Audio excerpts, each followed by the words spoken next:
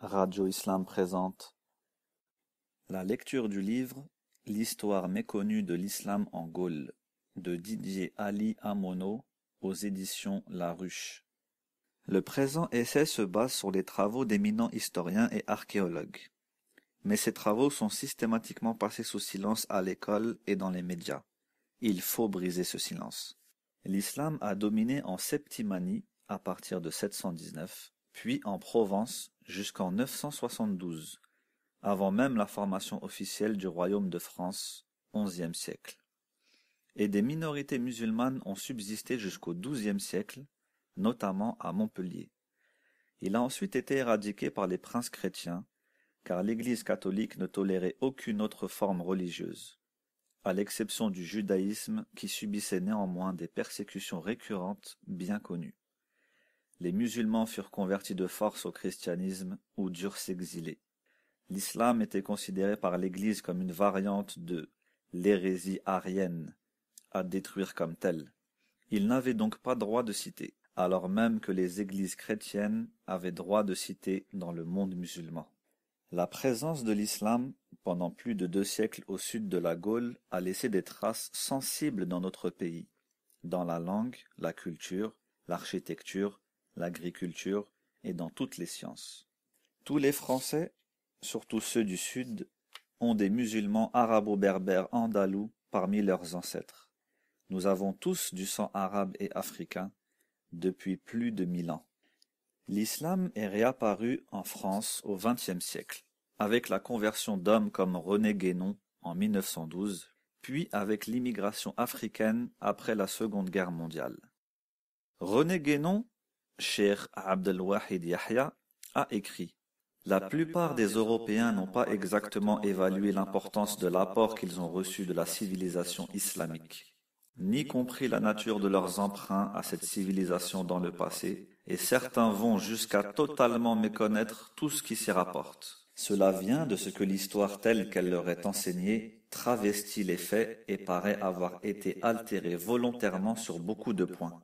S'il est généralement connu que l'Espagne est restée sous la loi islamique pendant plusieurs siècles, on ne dit jamais qu'il en fut de même d'autres pays, tels que la Sicile et la partie méridionale de la France actuelle. Un devoir de mémoire s'impose donc. On ne peut laisser dans l'ombre une période aussi longue et marquante de l'histoire de notre pays, trop souvent réduite à la célèbre formule aussi lapidaire que fallacieuse. Charles Martel a arrêté les Arabes à Poitiers en 732. Une grande nation comme la nôtre mérite mieux que cette réduction partisane de sa propre histoire. Réduction qui cache volontairement les origines de la grande évolution historique accomplie par la civilisation européenne depuis le 8e siècle. Cette altération délibérée a, bien sûr, eu des motifs idéologiques hérités des Mérovingiens et réactivés par les convoitises des croisades puis de la colonisation, puis laissés en l'état au seul bénéfice douteux des racistes contemporains, lesquels, depuis Gobineau et Renan, ne cesse d'attenter aux principes fondateurs de notre civilisation et de notre République.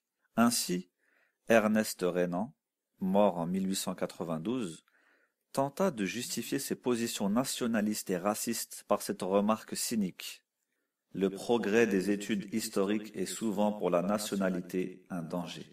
Cet auteur a inspiré les idéologues du racisme et du nazisme, comme le fait remarquer Bernard Nadoulek dans son ouvrage L'épopée des civilisations.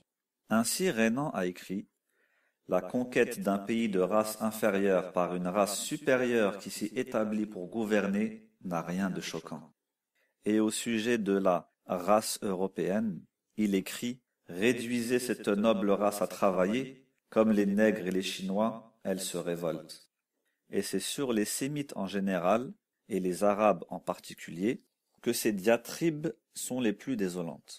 Selon lui, la civilisation européenne est engagée dans une guerre qui ne cessera que quand le dernier fils d'Ismaël sera mort de misère ou aura été relégué par terreur au fond du désert.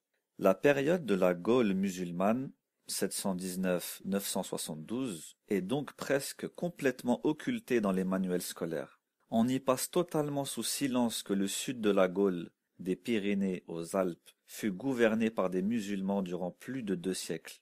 Pépin le Bref prit certes Narbonne aux musulmans en 759, mais ne parvint pas à détruire l'islam en Gaule.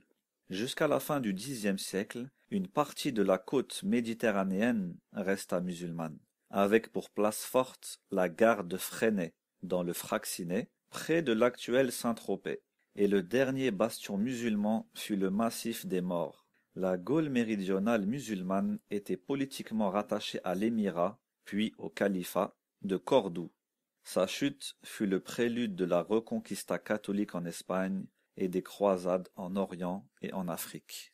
Le colonialisme français, quelques siècles plus tard, se référait toujours à cette reconquête et à ces croisades, notamment lors de l'invasion française en Algérie.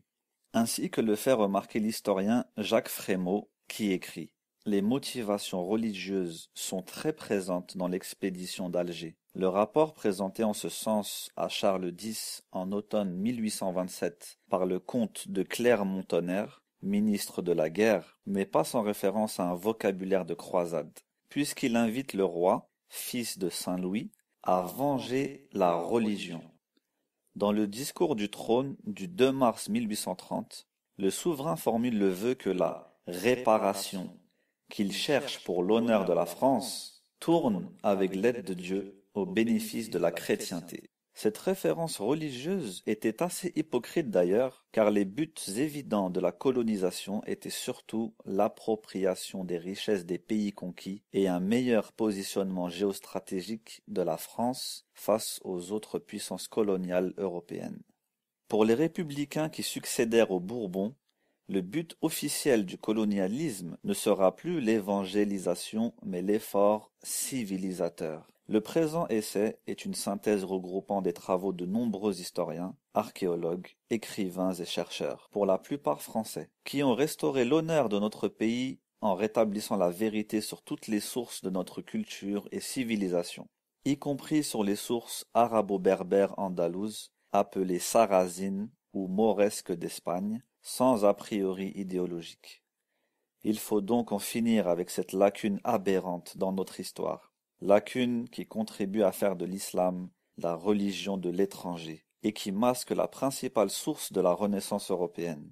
Et si la période gauloise de l'islam est méconnue, c'est que plus globalement encore, l'islam lui-même est méconnu, travesti par des siècles d'ostracisme, par les blessures des croisades et de leurs épigones coloniaux. C'est à juste titre que Maurice Bucaille parle d'une diffamation séculaire dans son livre « La Bible, le Coran et la science ». Il y écrit « Le matérialiste athée ne voit dans le christianisme classique qu'un système construit par les hommes depuis près de 2 millénaires pour asseoir l'autorité d'une minorité sur ses semblables. Lui parle-t-on de l'islam ? Il sourit avec une suffisance qui n'a d'égal que l'insuffisance de sa connaissance du sujet. Comme la plupart des intellectuels occidentaux, quelle que soit leur croyance religieuse, ils possèdent sur lui un flot d'idées fausses impressionnant.